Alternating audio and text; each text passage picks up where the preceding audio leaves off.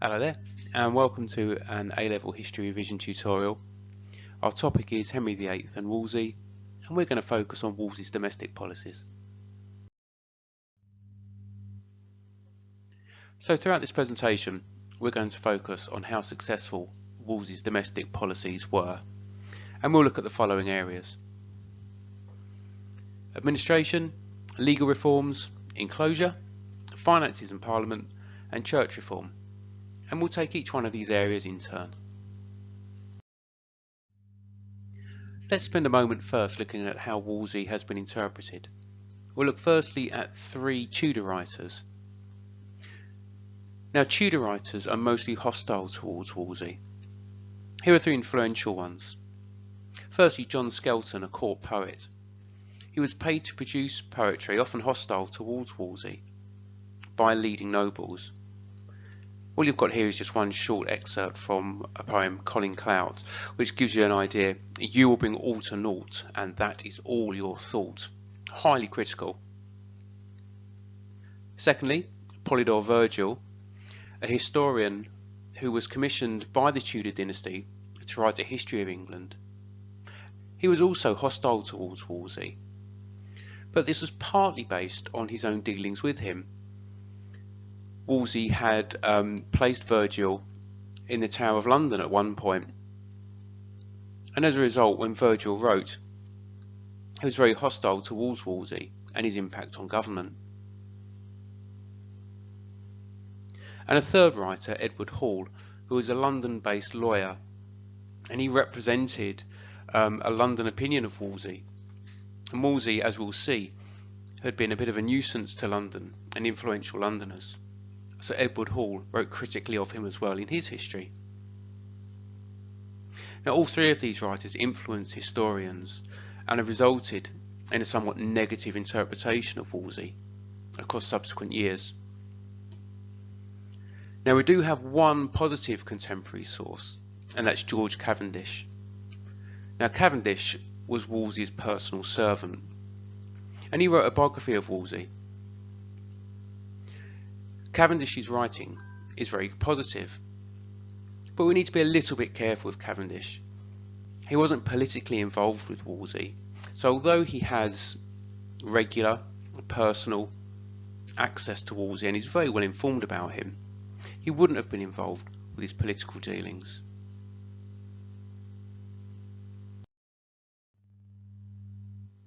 Now, compared to the Tudor writers, modern historians have become increasingly balanced and more positive in their assessments of Wolsey. We'll have a look at a couple. Firstly, Geoffrey Elton. Now, Geoffrey Elton is a very influential Tudor historian. Writing over 60, 70 years ago, he's quite critical of Wolsey, but his criticisms are quite nuanced. We'll use his quote here later on in this presentation, but it gives you an idea of his view on Wolsey.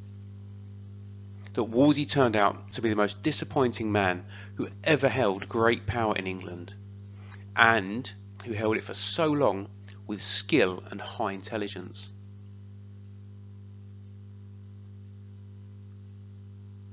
Now, Elton's view on Wolsey has been refined and has become increasingly positive since the 1950s and 1960s.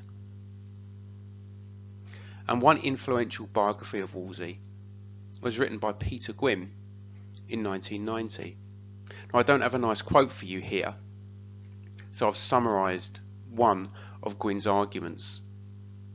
That Wolsey actually only had limited power, and despite being hampered by the constraints of his limited authority, actually operated successfully and astutely, often in very difficult circumstances.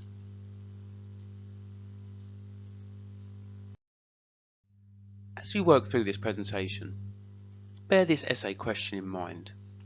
Hopefully, by the end, you'll be able to approach this question. Wolsey's legal reforms were the most successful aspect of his domestic policies. How far do you agree with this statement? And that would be, for us, a typical 20-mark examination question.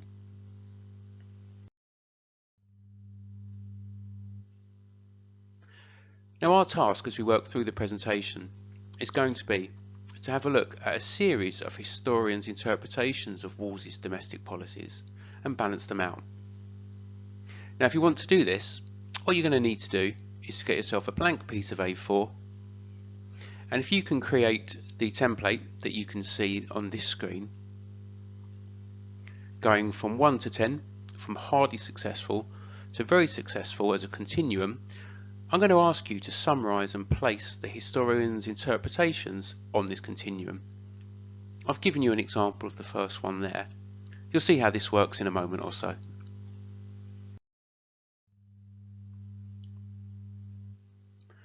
So let's look firstly at Wolsey's work with administration. So in summary, we can say that Wolsey tried to manage access to Henry VIII to his own political advantage, and this was a feature of his time in power. Now he devoted a lot of time to his role at King's Court in manipulating and controlling his fellow councillors, and also focusing on what was going on in the Privy Chamber, because this had big political implications for him. But as his time in office continues, we see Wolsey being increasingly bogged down by the huge volume of work that he faced, even with his own incredible capacity for hard and detailed work.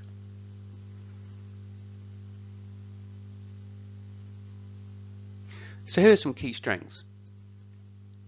In Wolsey's time, he made local government more efficient. Royal servants were placed into key county positions, and crucially he undermined local vested interest by placing outsiders in key local roles.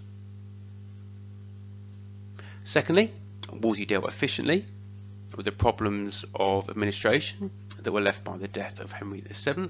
He processed those well. And thirdly, he formalised the role of the general surveyors. Now these were auditors of royal lands. Now this role had previously been unofficial and ad hoc, so Wolsey made this work very efficient and improved what was going on. However, we can also place some limitations on Wolsey's work. Now we'll do this for each of the areas that we'll look at. So our first thing, and this is going to be a theme that we're going to see coming up time and again, is that there was no major structural reform of administration. Wolsey managed with what he had. There were two occasions, notably, where he tried to improve upon administration, but this really was self-serving. Firstly, in 1519, we have the expulsion of the minions. Now Wolsey paraded this as reform in the name of economy and better government. However, the minions, when they were sent away, were sent to posts purely to get them out of the immediate range of Henry VIII, to control access to him. So Wolsey used them as ambassadors or gave them military posts, anything to get them out of close contact with Henry VIII for his own purposes. And then secondly, in 1526, we see the Eltham Ordinances. Now this was the year after a failed effort in tax collection in the Amicable Grant, where Wolsey had been politically weakened.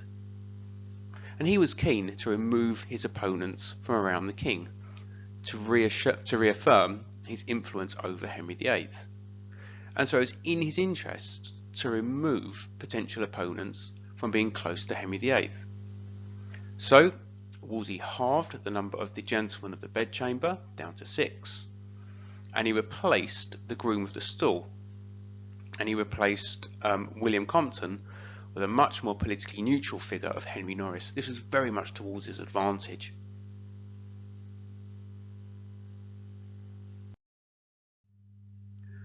So let's look at some interpretations of Wolsey's work with administration. And remember, you're going to summarise these and place them on your continuum. So our first one's been done, remember, but what I particularly like about John Bowles' interpretation here is the fascination that the young Henry VIII felt for Wolsey, added to the fact that Wolsey was this tireless politician and diplomat. Secondly, Jasper Ridley's work. What I like here is the idea that Wolsey is just the minister that Henry required. It was really a question of right place, right time for the qualities that Wolsey offered. But this also shows you something of the limitation of Wolsey's power. And thirdly, Peter Ackroyd's interpretation from 2012. I like here the idea that Wolsey is the man that the young Henry VIII can have complete confidence in and upon whom he can rely to do the chores that he didn't want to do himself. But again, there's an aspect here of right place, right time, that Wolsey offered something different to Henry's existing councillors. So just pause the presentation here and place a quick summary of those interpretations onto your continuum.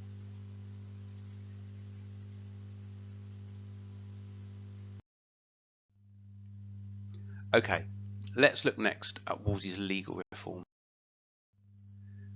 Now, Wolsey's legal reforms are a real area of potential strength in his domestic work. He was made Lord Chancellor in 1515, and as Lord Chancellor there was a large rise in the number of cases that were covered, firstly in the Court of Chancery, that's Wolsey's own court as Lord Chancellor, and secondly in the Court of Star Chamber, which Wolsey presided over, and that was the court of the King's Council. And we could safely say that Wolsey tried to make justice more accessible and fair, particularly for the lower orders in society, and secondly that he tried to make judgments more systematic, and he promoted civil law over common law. What is more debatable though is Wolsey's motivation for doing this, about whether he was doing this for the common good or the Commonwealth, or whether or not this was something he was doing for his own political advantage. So some strengths. Wolsey unveiled a range of law enforcement plans in 1516, early in his time in office, and he clearly devoted time and energy to his role of Lord Chancellor and spent long hours operating in court. He clearly applied the law firmly, particularly to nobles and magnates, and he did develop and reform the use of Star Chamber. He encouraged appeals against miscarriages of justice, and you can see the amount of the quantity of increase. And cases rose from approximately 12 a year before or at the start of his time to over 120 by the end of the decade. And we know that Wolsey didn't shrink from making judgments against powerful nobles. For example, the Earl of Northumberland and Lord Bergaveni were both found guilty in high-profile cases, so he didn't shrink from taking on the nobility. However, there are some limitations even in this area of strength. With the increased quantity of cases, the system became overburdened. Now this was partly because Wolsey again used existing structures. He didn't introduce institutional reform. He simply tried to do more and to do better with the structures of justice that he already had. So overflow tribunals soon had to be introduced to deal with a huge backlog of cases. And Wolsey has also been accused of using the legal system for his own political advantage and following vendettas against nobility. There's a nice example here where Sir Amyas Paulet was required to attend Wolsey's court in London on pain of imprisonment, and therefore Wolsey kept him in attendance for over 5 years. Now this was based on an incident that Wolsey had suffered before he became powerful, where Paulet had put him into the stocks. So Wolsey used his newfound power as a way to exact some revenge. That's a nice way you can remember of Wolsey using his power for his own advantage. So let's see some interpretations on these legal reforms. Firstly, Geoffrey Elton writing in 1955. Now remember, Elton can be quite critical of Wolsey, but here we have him being very complimentary, that Wolsey operated well in legal courts. Secondly, two interpretations from John Guy, writing in 1988. As we've mentioned, Wolsey would often take on vested interest. Our first extract here shows you Wolsey getting involved, and possibly over-involved, in the affairs of London citizens and other members of the nobility and gentry. However, F gives you an idea that Wolsey may have been serving a good and higher purpose, that Wolsey proclaimed the notion that people should have justice as a right. And finally, Peter Gwyn in 1990. And again, we've got the idea here that Wolsey could be taken at face value, that he genuinely believed that there was an important job for him to do with regards to his work with the law. So again, pause the video for a moment or so here and see if you can place and summarise these interpretations on your continuum.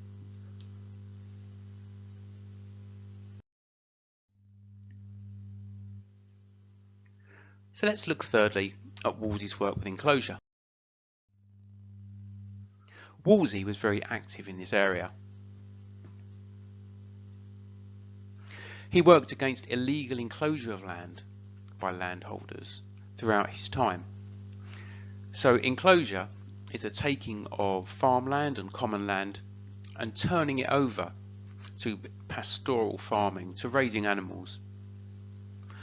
Often this was blamed for increased homelessness and unemployment and rural poverty.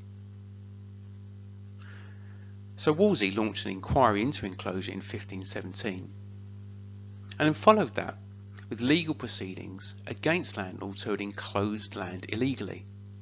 So in this area we see him again acting to the benefit of the lower classes. And there are clear strengths in Wolsey's work in this area. He was much more active than preceding ministers had been, and he definitely managed to slow the pace of illegal enclosure. He brought landlords to court to make them answerable for their illegal actions, and made a range of restorative orders when they were found that they had acted illegally. So they were made to return the land and to rebuild houses. But again, there are limitations. Throughout the 1520s, rural poverty continued to increase, and in 1523, Wolsey was forced to accept the legality of all existing enclosures by Parliament.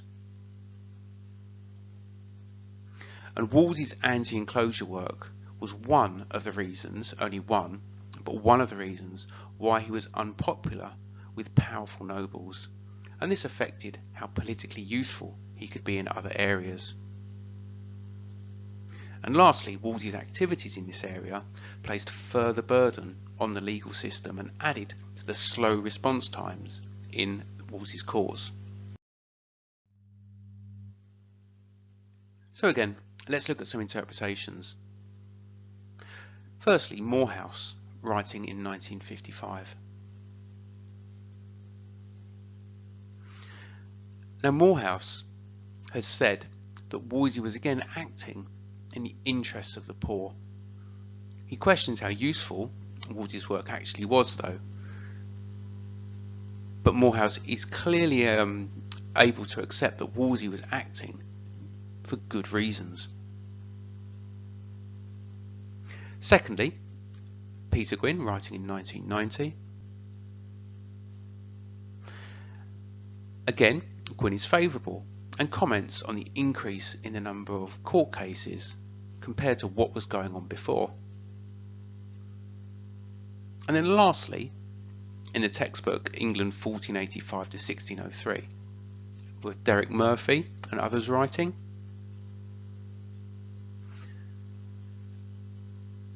and in this work Murphy questions the usefulness of Wolsey's work, that all it led to was a backlog in legal courts.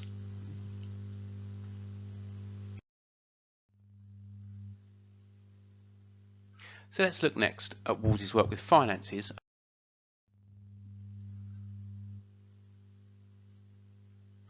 Now, Wolsey rarely called Parliament. Indeed, Parliament was only called once from 1515 to 1529.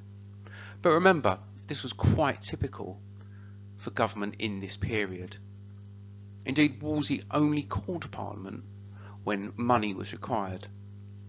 But again, that's a typical way of ruling in this period, so we wouldn't read too much into that. What he did manage to do was to improve the taxation system. We'll have a look at that. But we'll also have a look at his attempts to raise a non-parliamentary tax, the infamous amicable grant, in 1525. And this really damaged Wolsey. But firstly, his strengths. So Wolsey introduced a more accurate taxation system. The old system of 15ths and 10ths was based on very outdated data, very outdated payment requirements, and that was replaced with a more progressive tax where rich people paid more and poor people paid relatively less. And Wolsey clearly managed to raise substantial amounts of money for Henry VIII. And he did this through a parliamentary subsidy, through taxation, and also through loans. And he did manage to get Parliament to grant loans. Now, records show that Wolsey's dealing with Parliament was not particularly comfortable, but there was a degree of bargaining, a degree of arguing. Now, for me, that's the sort of negotiation that you would typically see. So again, I'm not too surprised to see that happening, but it has been interpreted by some as an area of weakness. And we know that thanks to Wolsey's work with extracting money, he managed to maintain an active foreign policy, which was a key concern of Henry VIII up until 1525, when the money really did run out. But there are some limitations here. He did argue with Parliament over finances, and they did manage, as we looked at with our work on Enclosure, they did manage to force some concessions from him before grants were given. Increasingly, late payments of tax increased, and that gives you an idea that there was opposition to the way Wolsey was trying to extract money. But our key limitation is the amicable grant. Now this is where, thanks to foreign policy, Wolsey was desperate for money quickly, and so he tried to extract a non-parliamentary tax, basically just sending commissioners out into the country to collect money to fund intervention in France. And this is the closest that England came to rebellion in the 1520s as a result. There was resistance and the tax was abandoned, so this really damaged Wolsey politically.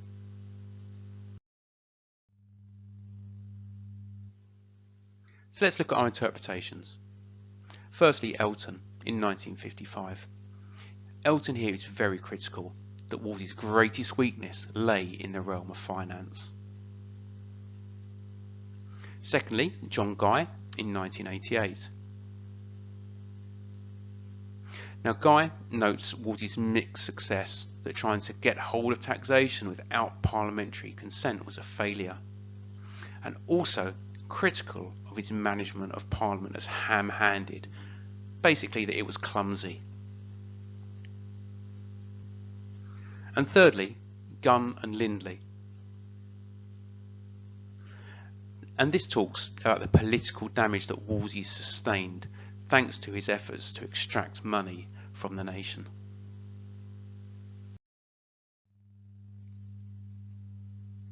Finally, let's look at.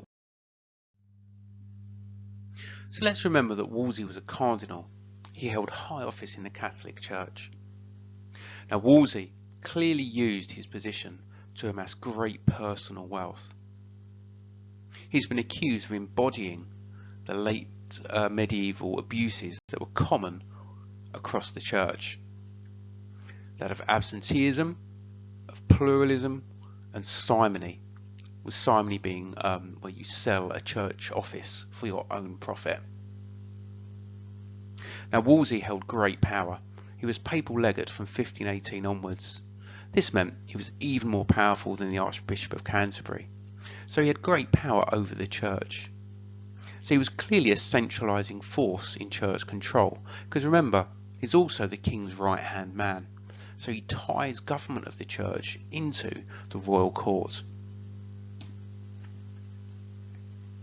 So some strengths first in Wolsey's work with church reform. Where he could, he defended the church and clerical privilege against Henry VIII. He also introduced a limited reform programme for monasteries, involving visitations and dissolutions. He managed to extract more tax from the church than had previously been done. And he did try to defend the church from the early stages of the Reformation. He condemned and banned Luther's books and prevented them from entering the country wherever possible, also holding book burnings. But that's fairly limited. Let's have a look at some of his limitations. No major reform of the church was attempted throughout the 1520s, and bear in mind this is the early years of the Reformation on the continent. He was also implicated in the Hun affair, which is where a London lawyer had died in suspicious circumstances after he was arrested by church authorities. And this led to criticism of the church in Parliament. Thirdly, Wolsey used church funds, again for his own benefits. He funded Cardinal College, Oxford, and a school in Ipswich, his hometown, with money that had been raised from dissolving monasteries. Again, we could question whether Wolsey does this for his own benefit or if he's doing this for the good of humanism, if he's trying to bring forward values of education. And lastly, the ecclesiastical council that he held in 1518 discussed reforms but really achieved nothing. There was nothing radical or impactful that came out of such a meeting. So little is really achieved in Wolsey's time.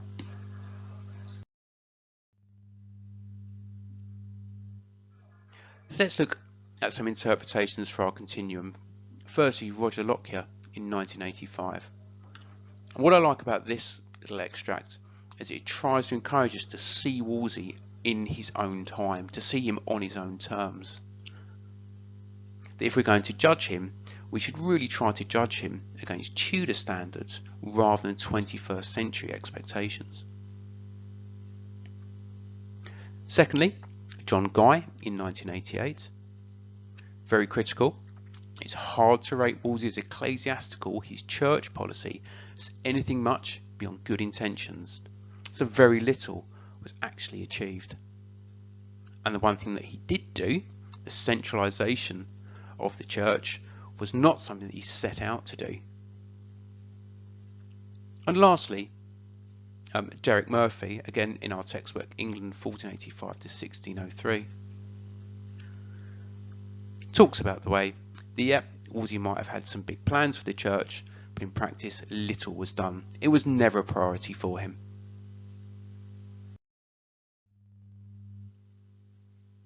Okay, now your continuum's complete. Let's have a quick go at this. Here are 3 statements written by Sir Geoffrey Elton about Thomas Wolsey. So what I'd like you to do is to pause the presentation and read through and see which of these statements you're most comfortable with. Which of these do you most agree with? And then write a short paragraph explaining your choice. One's quite critical, one's kind of in the middle, and one is quite positive. Where would you put yourself on reflection of the things that you've read and heard about Wolsey?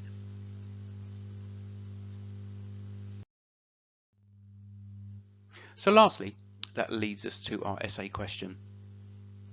Now I don't want to give you too much guidance here.